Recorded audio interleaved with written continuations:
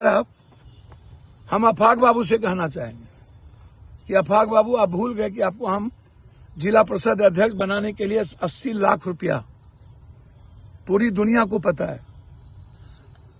आपकी टिकट के लिए पप्पू यादव ने कुर्बानी दी थी।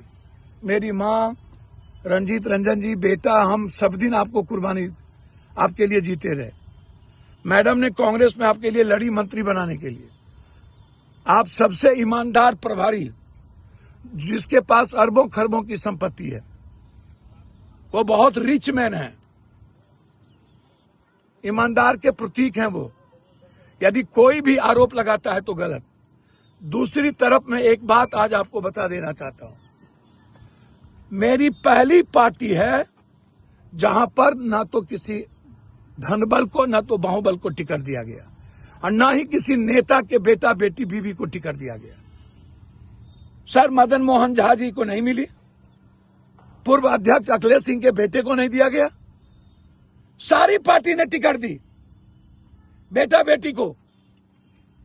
हम लोगों ने सबसे ज्यादा एसटी एससी अत्यंत पिछड़ी जाति और ईबीसी को टिकट दिया।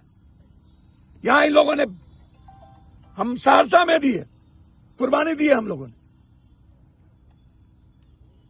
एक भी किसी परिवारवाद हम लोगों ने नहीं किया। ये ताकत हमारे प्रभारी में और हमारे नेता के भीतर थी। हम लोगों ने गठबंधन धर्म नहीं तोड़ा है।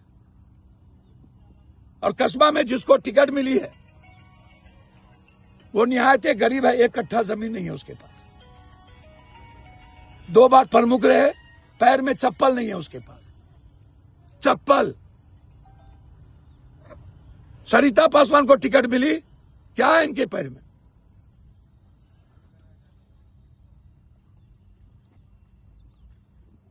और हमें आंख दिखा रहे हैं। हमारे नेता राहुल गांधी कह रहे हैं कि बिल्कुल गठबंधन धर्म को हम तोड़ेंगे नहीं, और सही में नहीं तोड़ेंगे। हम कहीं सीट पर नहीं देंगे, लेकिन आपने हमारे सारे सीट पर दे दिया। कहलगांव में हम सदानंद जिसे लेकर आज तक मेरी सीट रही, वहां धन पशु के बेटा को लाके टिकट दे दिया। परवीन कुशवाहा को मैं वहां लड़ा रहा हूं, कल जा रहा हूं और मजबूती से लड़ेंगे।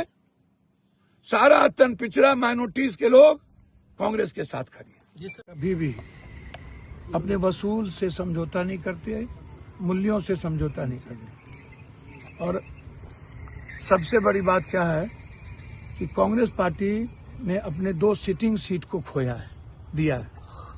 एक महाराजगंज ब्राह्मण की सीट थी और एक जमालपुर जो अत्यंत पिछड़ा, जहां पर भूमिहार समाज के लोग चुनाव लड़े थे।